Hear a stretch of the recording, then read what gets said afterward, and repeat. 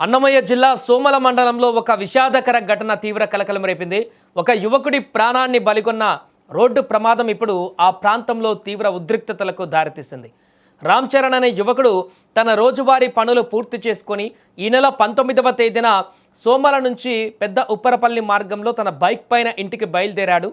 రాంపల్లి వాడకు చెందిన రామ్ చరణ్ ప్రయాణిస్తున్న సమయంలో ఎదురుగా వేగంగా దూసుకువచ్చిన టాటా ఏస్ వాహనం అతన్ని బలంగా ఢీకొట్టింది.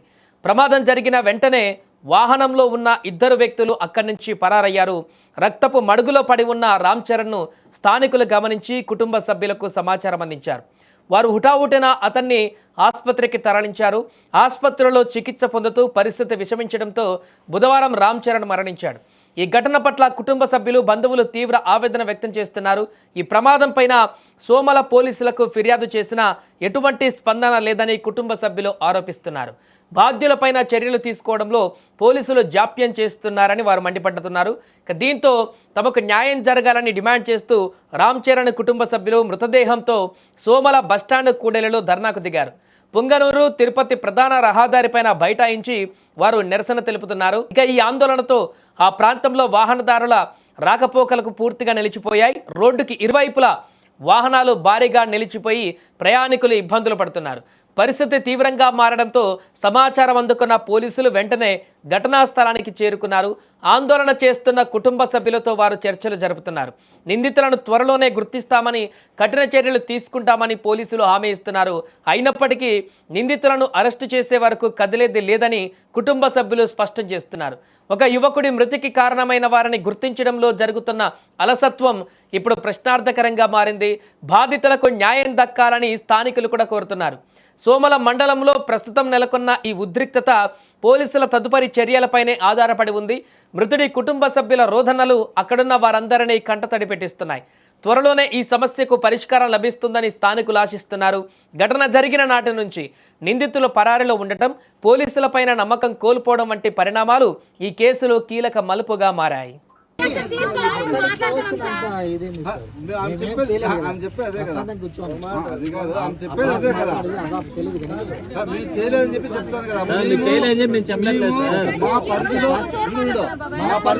చట్టపరంగా చేస్తారు బా. ఇప్పుడు ఈడ దొంగతనం చేస్తే ఎత్తుకొని ఇంకో స్టేషన్లు పెట్టి హరాస్మెంట్ చేసి పంపించరా తన్ని చూడటం లేదా మనము. ఏం చేస్తాం పోనీ మనమే అనుకున్నాము. లోపల వేస్తారు 4 10 రోజులకు పోయింది వస్తుంది వెళ్ళిపోతాడు. ఆ బండి పోతే పోతుంది. బండి అటు కాదు కదా. మనం వీళ్ళు కూడా వాళ్ళు బెదిరించుకొని కూర్చొని మాకు ఇంత ప్రజలు ఉన్నాయా ఇది చేయాలి వీళ్ళు కూడా మాట్లాడాలి కదా. వాళ్ళకి కూడా మనం టైం ఇవ్వాలి కదా. ఇంకా మేము చేయకుండా వాళ్ళు తీసుకొచ్చుకున్నారు అనుకో, మళ్ళీ నువ్వు నేను ఏం చేస్తాం, మన దొరుకుతుంది కట్టేస్తాము 2 రోజులు పడతాము. మా అన్న రామ్ చరణ్ 19వ తేదీ 5వ నెల 2026 సంవత్సరము మా అన్న పనికి పోయి వస్తున్నాగా నందింపేట రోడ్ పైన వెనకాల ఒక టాటా వేసి మా అన్నని డ్రింక్ అండ్ డ్రైవ్తో వచ్చి మా అన్నని ఫుల్గా తాగి వచ్చి మా అన్నని గుద్దేసింది సార్. మాది మా అమ్మ పేరు శ్రీదేవి, మా నాన్న పేరు రమేష్. మాది పేద కుటుంబం సార్ మాది. మేము హాస్పిటల్కి సదుం కేసుకెళ్తే సదుం నుంచి తిరుపతి కేసుకొని వెళ్ళమన్నా. తిరుపతి నుంచి 4-5 హాస్పిటల్ మార్చి లాస్ట్లో రమాదేవి హాస్పిటల్ కేసుకొని వెళ్ళాం సార్ మేము మా అన్నని.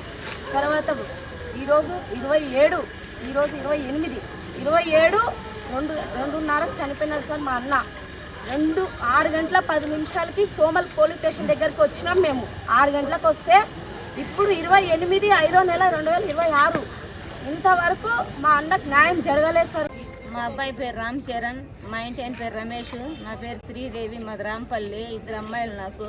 మా అబ్బాయి కూలి పని వస్తుండగా ఒక అతను వచ్చి తాగేసి గుద్దేసిండు. ఆడేమి పడతానే కోమాలోకి పోయిండు. సదింకి వేసుకోపోయినాం. అట్లే తిరుపతికి తీసుకొనిపోయినాము. 3-4 హాస్పిటల్ తిరిగినాము. వాళ్ళు పోలీసులు వచ్చి కేసు పెడితే కూడా తెల్లారుకుందికి తీసుకెళ్ళిపోయిండ్రు. మేము వచ్చే లోపలే అడిగితే పోయినా మాకు తెలియదు ఇట్లా అట్లా అంటుండ్రు. మళ్ళీ వచ్చినాము. వచ్చిన తర్వాత ఏం అడిగితే మాకు తెలదని ఒకరంటే బండి ఉండదని ఒకరంటే అన్నారు. అడిగిన తర్వాత అక్కడ తీసుకెళ్దాము ఇక్కడ తీసుకెళ్ళాము ఏమి ఇట్లా అని మాట్లాడిండ్రు ఎస్ఐ వాళ్ళు. వీళ్ళు మేము రాసిచ్చింది కాక వేరేది వాళ్ళు వాళ్ళు ఏది చెప్తే అదే రాయాలంట. మేము ఇది పేపర్ రాసిచ్చింది కాకన్నా వాళ్ళు చెప్పింది రాయాలంట. మేము యాద మా తమ్ముని దగ్గరనే రాపిచ్చిండ్రు. హాస్పిటల్కి మాకు ఎంత ఖర్చు అయినా కూడా కానీ వాళ్ళు ఇంతవరకు మాకు ఇది చేయలేదు, న్యాయం చేయలేదు మా బిడ్డకి. గుద్దేసినోడు ఏం చేసుకుంటారు చేసుకుంటాను సవాల్ తోలిపి అడిపి కూర్చున్నాడు.